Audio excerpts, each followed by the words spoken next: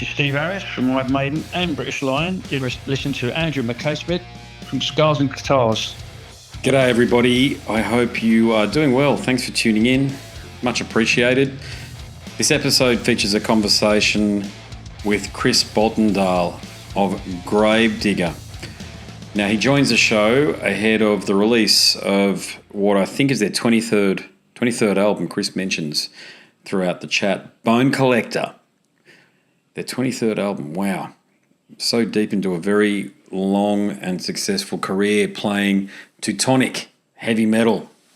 Now, in the chat, we discuss a lot of things, but the headline items would be, of course, the album, the themes, and whether or not fan feedback was integral in shaping the band's music, Grave Digger's influence over new generations of musicians, Chris's plans for Grave Digger, and the principles that guide his creative work. Of course, there's much, much more, but why don't I save the suspense and we'll get to it. Here he is, Chris Boltendahl of Grave Digger.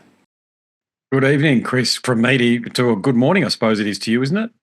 Yeah, a good midday here, more or less. I bet. How cold? Good. How cold is it outside at the moment? I see some instruments in the back. Yeah, my bass. Have you seen a status bass before? You know, the ones with graphite in them? No, never. This kind of.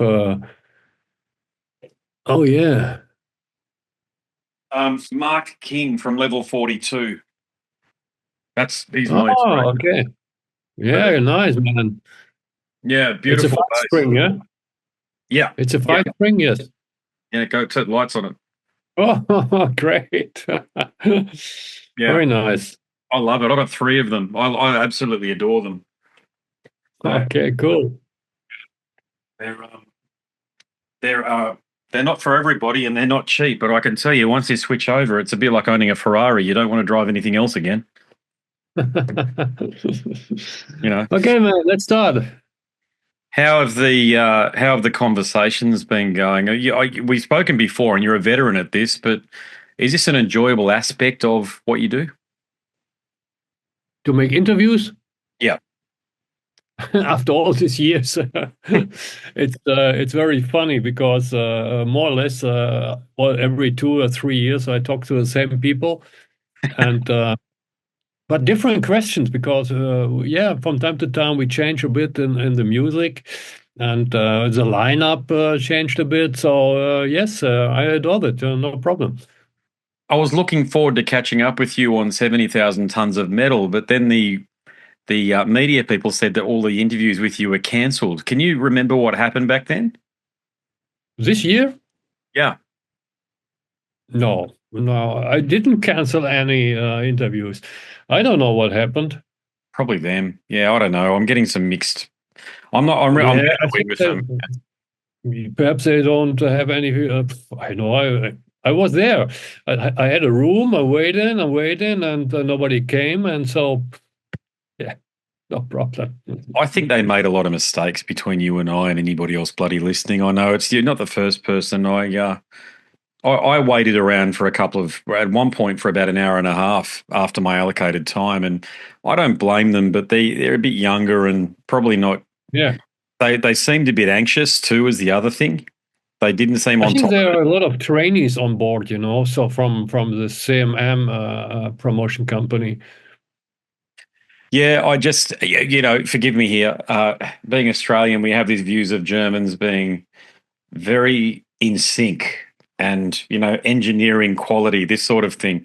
It wasn't like that at all, I've got to say. And that promotional company is a German company. So I don't know what they were doing or what was going on, but I can only think that they were a bit young and maybe not as experienced as other people who do this stuff. But I know some of the musicians that I spoke to were quite upset with things that happened on there as well. Yeah, for sure. Me too. Yeah, well, there you go. Yeah. How was obviously you get to interact with fans in a way that you don't get to do when you're on tour because you see the same people for 3 days straight. Was that your experience? Did you enjoy that aspect of it? First, I enjoy a lot of aspects to be a musician. And because I earn my money to be a musician, I love to be a musician because I think it's the biggest gift for a guy or for a girl to make his dream came true. So on the other side, there are a lot of different things to do. I do the management for Grave Digger. I'm a singer of Grave Digger, and I'm do all this travel arrangements for Grave Digger. So anyway, it's a complete job to be a musician, and you do a lot of things by yourself, and to keep the money in the house. That is important in these times, you know. So I love to do that. Hmm. Sometimes it's a little bit strange, but most of the time I enjoy it. Yes. Yeah. Well, Bone Collector, that represents yet another chapter. You got many chapters in the band's storied career, but it is another album that contributes to your legacy. So, did you do anything different this time around, or is it another Gravedigger album in the long lineage that you've already established?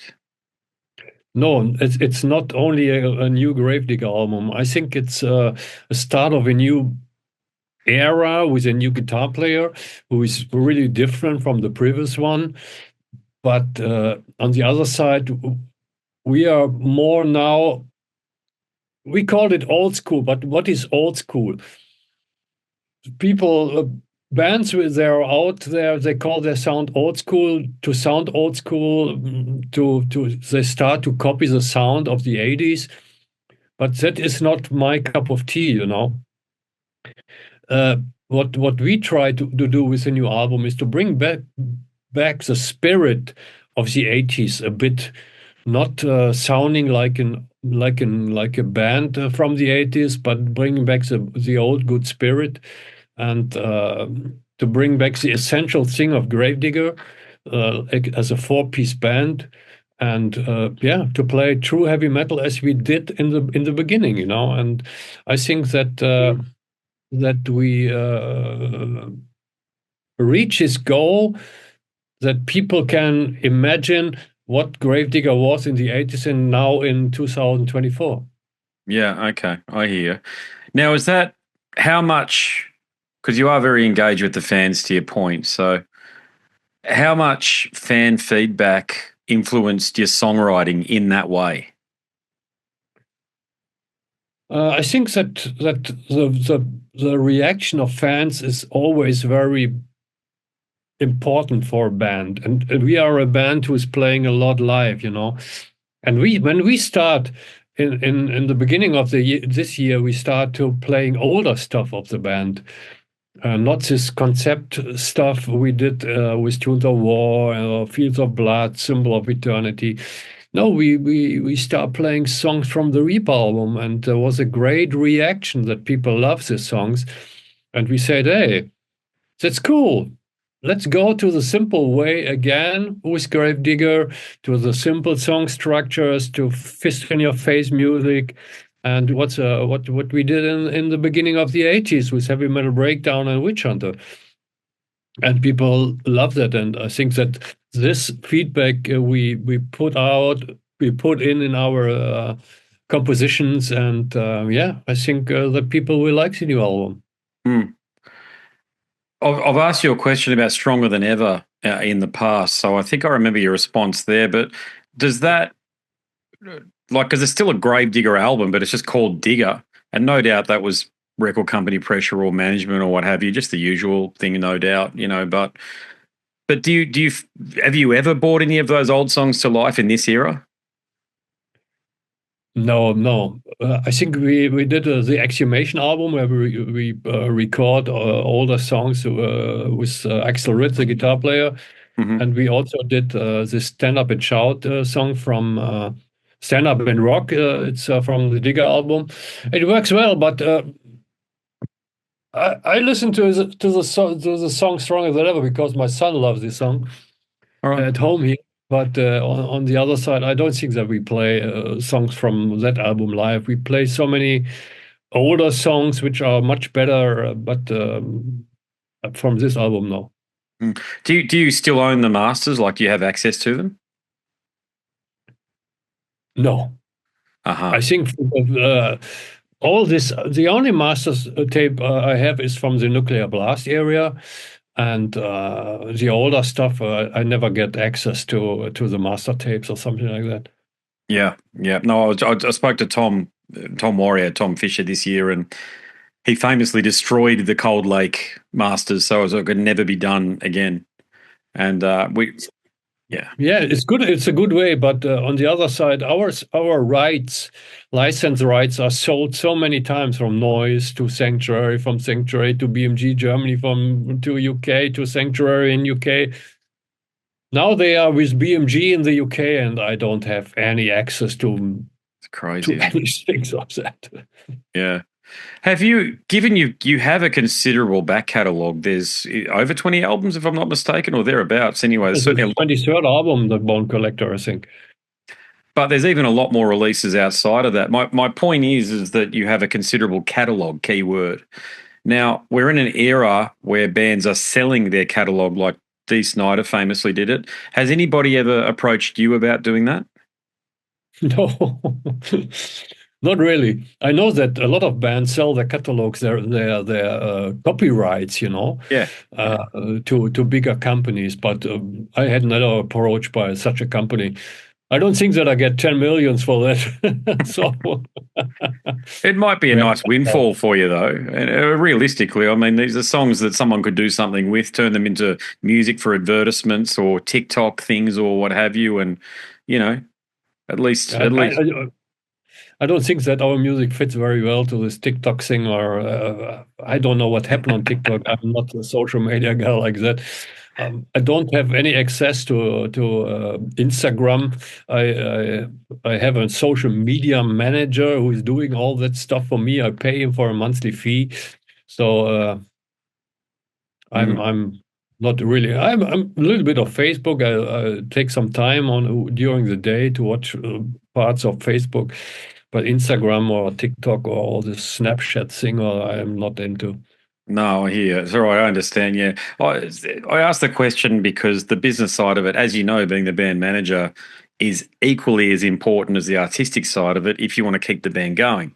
And that's the key thing. And you know, you've survived many incarnations of the group and lots of trends and changes and fads have come and gone. But here you are, you know, 40, is it 40 years later, 45 years later, you're still doing it? 45, next year, 45-year anniversary. Yeah. Are you celebrating I that in think it's a some way? long time. So many things change. When I grow up, I don't know how old you are. I'm 62, and I got the golden times of vinyl and cassettes. Yeah. And it was when music was culture. I'm so happy to enjoy these times, to live at that time. And nowadays, with all this streaming stuff, it's so. I call it's music is fast food. And people listen to it the 30 seconds, and if they're not interested, they skip to the next band, or it's so stupid. And I think they not listen carefully to music nowadays. So Yeah, the whole dynamic has shifted on its axis where it's more about cultural relevance rather than someone sitting in their room as individuals like what you and I did with headphones on and listening to Rust in Peace or Master of Puppets or probably in your case, you know, Number of the Beast, you know, when it first came out, no doubt you heard it when yeah, it first came out and just being blown away by it. I don't quite get what's happening with the fans. Like I made this point last night with someone that I was talking to, and there's a German band, Electric Callboy. Have you heard of them? yeah. Yeah. So you probably know where I'm headed. Do you understand that music at all, or can you relate to it in any way? Not really. Uh, I know that they are really successful, also in the US, but I'm too old for this kind of music. I'm an old guy. I love to listen to Black Sabbath and Rainbow, all this, old school stuff. But the new bands, I was on tour with Powerwolf. I was on tour with Sabaton. yeah. But in the end, I call it tralala metal. But it's not the kind of metal I was Yeah. grow up with. And I think yes, they have success, but it's a totally different generation of people listening to this kind of music. But that's the thing, isn't it? So it's completely normal, or it would be completely normal if it hasn't happened, to have Electric Callboy, Grave Digger, and Sabaton on a festival lineup playing near to or around about each other to virtually the same fans. Yeah, but you see, there are different crowds, you know. Yeah. If you listen, I think the biggest crowd is perhaps for Sabaton and Electric Callboy, and Gravedigger is more or less a special crowd. When we were on tour with Sabaton, they were the headliner. I think it was in 2015, and we played in front of them, before them as a support. And we hit the stage, and the young people are standing there, and they have a question in their face, and what is this? What kind of music is this? And we said, hey, we are Gravedigger, we are playing true heavy metal, we are entertaining you, and they said, oh yes, but it's different, you know. It's really hard work to play in front of Sabaton fans with the Gravedigger music.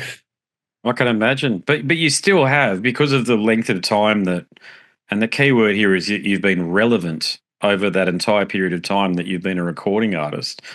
That means that you've inspired a lot of musicians. You've inspired a lot of musicians to then form bands. So, can you hear the impact of Gravedigger in maybe not the newer bands, but in bands over the few decades that are coming out? Yeah, I know. For example, that Sabaton are really big Gravedigger fans, you know, that they grow up also with our albums, and but they found their own style. What is fully absolutely correct, you know. Hmm. But this kind of music don't touches me, you know. For me, if I listen to one Sabaton song, I think I heard all Sabaton songs. When we played with them, I could see the difference between the songs, you know. But anyway, there are a lot of bands outside who got an impact from Gravedigger, and they are influenced by Gravedigger. Perhaps they are growing bigger than the band itself, you know. But anyway, for me, it's okay. I'm happy that I could give something to younger bands, you know. And I'm also happy that I could be on stage after all these years and making records, you know, and show the people what fucking true metal is. Yeah, yeah. Is that what keeps you motivated after all these decades in the industry? I think the motivation is to be happy with my own music. I love my music, and I love to write songs, and that is the best thing what happened in my life, you know. And I don't look left or right. What I see that bands are on a highway beside us, going to bigger venues and everything. But hey, I'm happy. When I play in Germany, I have my 500-600 people. They are happy. They buy my merch, and what else can it be? You know. Yeah, yeah. Tom from Sodom told me something similar on 70,000 Tons. Actually, Yeah. to what you just said there. Yeah, the German fans have always been tremendous toward heavy metal, no doubt. So, what about, with such a long recorded career, you know, so many albums? What would you say was the most difficult aspect, or you know, that epoch or the era that you found the most challenging? I think the most challenging thing is never give up, you know, because we have high and lows, and we sold and we sold less, and you know, and then we played in front of 15 people, we played in front of 80,000 people, and I think the most important thing is that you go your own way. Yeah, if you're looking always straight forward and not looking back, what you could have and what you could not have, you know, and I think that is the most important thing, and that keeps me alive to look into the future. And in the moment, we also wrote two new Gravedigger songs for the next record, and we're always working and doing our own stuff and not looking what we missed in our career, you know. So Have you thought, or was there ever a stage where you thought about throwing it all in and getting a regular job? when I saw what people experience in their regular jobs, and I thought, no, I go my way. I go my own way and doing music and music and music and I'm happy that I can get my income with the music also and feed my family. And yeah, after all these years, I have two normal jobs too. I have a technician education, also a study social work. So Mhm. anyway, but I never thought to make these jobs from 9 to 5. No. Yeah, okay, gotcha. Yeah. Have you ever, with the lyrical themes, have you ever decided that you want to tackle any societal or things that, you know, how social media works? You've got some awareness of that, no doubt, but anything that could potentially inspire controversy? Have you ever been inspired to write lyrics like that? Yeah, from time to time, I take some kind of social criticism, like on the new album, The Rich, the Poor, the Dying. But normally, I see Gravedigger as an entertaining band. We are not spreading a message. Uh, Yeah. no, it's.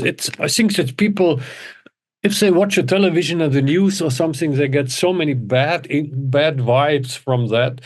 And on the other side, they need some positive things and some good music. And I think bringing good music to the people, that is the most important thing, and not yeah, all the fuck you shit, you all the life is shit, make your fucking suicide before other people's suicide. No go. It's Yeah. not my cup of. Yeah, okay. Yeah, no, I hear you. Yeah. Well, that's the other thing too is that's very distinctive about the band is your vocal as well. That was the first time I really heard a vocal like yours, actually, and thought, oh, I like that because it's not too gruff, but it's not a melodic voice like a Bruce Dickinson or Rob Halford, but it's gruff enough, I think, to appeal to extreme metal fans. So you straddle that divide in some way. But would you say that your approach to singing has evolved over the years, or have you taken more of a Bon Scott thing where it's just that's how I do it? I think that my singing has evolved because my voice is now deeper than in the beginning. I can't do this high screaming shit anymore. I can do it for one song and then it's over my show. So at the end, I think it's more mature. The vocals are now more mature, and I think it's a positive way because I can sing other things now and not only this high screaming stuff. I did in the beginning or in the Reaper album or having a breakdown area. I love to sing the songs, but now in a little bit different way. Hey, behind you there, I can see a shelf full of books there. Is that all academic textbooks? So they look academic to me. No, they belong to my wife. Oh, right. There you go. But then on the other we side, you got Yeah, Van that is Halen there Eddie. as well. Yeah, there you go. Yeah, it's a painter from Germany who is painting legends, dead legends, and he painted Eddie Van Halen. And I got a reprint from him, and I think it's the only reprint he did. And I'm a big Van Halen fan, and I loved the band in the beginning of the '80s with the first 5 albums before Sammy Hagar joined the band. Sammy Hagar is totally cool, but I love the David Lee Roth area. Yeah, obviously that's the obvious question. Are you a Sammy or a Dave guy? So you're clearly a Dave guy. And of them, which is your favorite album? The first one. And when I was in a record store, and I went into the record store when it opened in the morning. I put the first Van Halen album on the record player, and I had my ticket for the evening show with Black Sabbath, and Van Halen was support. Oh, And wow. then I listened to this running with the devil bass line, and it was, wow, what's that? And da da da da da da da. And then I was in the evening, I was in the show in the first row, screaming my ass off from Michael Anthony. Michael Anthony, give me a pick! And I got 5 or 6 picks after the show from Michael Anthony, and one from Eddie Van Halen. And yes, it was a good old times. And from this moment on, I was totally addicted to Van Halen. I saw them in the beginning with David Lee Roth. I think I saw them 5 times. Have you read Alex's book? No, Not far. I don't know. I don't. It's released here in Germany so far. Oh, right. So Okay. Yeah. uh, I will check it out someday. Yeah, I'm not going to read it, and I'll tell you why. Because he's totally ignored the Sammy Hagar era. Like, Oh, we okay. yeah, you can have but that's the whole point. We want to know what his opinion of the era is, not just dismissing it.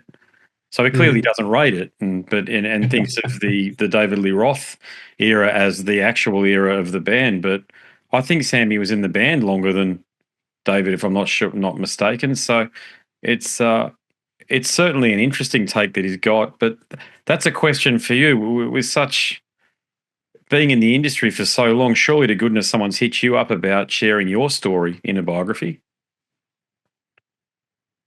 I made a big biography from the early 20 years of Grave Digger. There is a book, but only in German language. And nowadays, I start also to make some readings. I did that on the metal cruise this year, and a reading on my own book and tell the people some stories. That is a new thing I did now for the first time this year, and it's funny to stand there alone on a stage, only with a microphone and reading all out of the book. That is something totally different, but it's also entertaining, you know.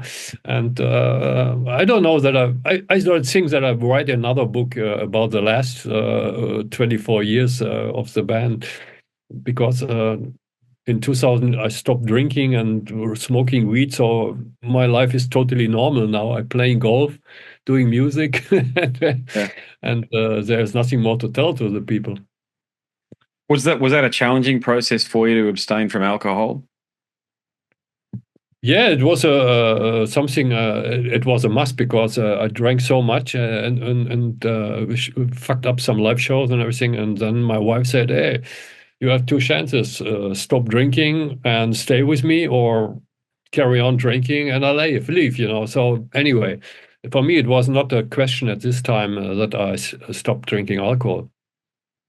Yeah, I've given up too. It's the only decision to make once you hit about 45. I think it's either that or death, mate. To be honest, it seems to be that way anyway. Particularly if you're prone to, because I can relate to you, prone to binge drinking. It's yeah, Yeah, I drank too much and smoking too much weed, leaving my own targets, you know, yeah, and only living this small rock star dream, and thought that that is cool to do that. But anyway, it wasn't cool. And nowadays, I'm a much better musician as I was at this time. yeah. Well, you've given yourself all of those years and that you've had, and all the years ahead. So, on that note, I really hope we see you in Australia sometime soon. And I think you've had plans to come down, but they haven't materialised. But is that on the agenda? I would say it this way: it's on my bucket list to play one day in Australia and New Zealand. Hmm. Hope to see the Australian fans. But it's, you know, anyway, it's a long flight. It's a lot of costs on your back if you go to Yeah. Australia, and you have to find somebody who paid for that. You know. And there's only a couple of good promoters, I can tell you. It's the biggest issue here, as you're probably aware, is the tyranny of distance. And you've got to fly everywhere, which is the reason everything's so expensive. You simply can't drive from Brisbane to Melbourne in the space in time that you have the gig on. You just can't do it. It's physically impossible. So it's unless Elon Musk comes up with teleportation devices, Let's which see hopefully what he does. happened, man. It's not the end of the road. Well, thanks very much for your time, Chris. I really Thank appreciate you. it. I'm grateful to have this opportunity after missing you on 70,000 tons. So I'll talk to you on the next album cycle, no doubt. All right, my friend. Have a nice day. A good Christmas time. Yeah. You too, brother. Thank you very Bye bye, much. Andrew. Bye. See ya. Well, there you have it. Another conversation sorted. That one featuring German legend Chris Boltendahl from the outfit Grave Digger. What a great fella, too. There's more over at scarsandguitars.com if you are curious or just peruse all of the interviews that are available here on YouTube or the podcast app you've tuned in via. It's all here, but if you go to Scars and Guitars, I do see the numbers of people that go over there, and I appreciate it a lot because it means that you are somewhat more engaged than if you just check out everything on the app you're listening through. It's all good either way. You know, I appreciate the fact that you've put aside some time to listen to these conversations. It means a lot to the musicians and it means a lot to me. All right, that's it. My name's Andrew Mackay-Smith and I'm the host of Scars and Guitars. Until the next one, have a great one.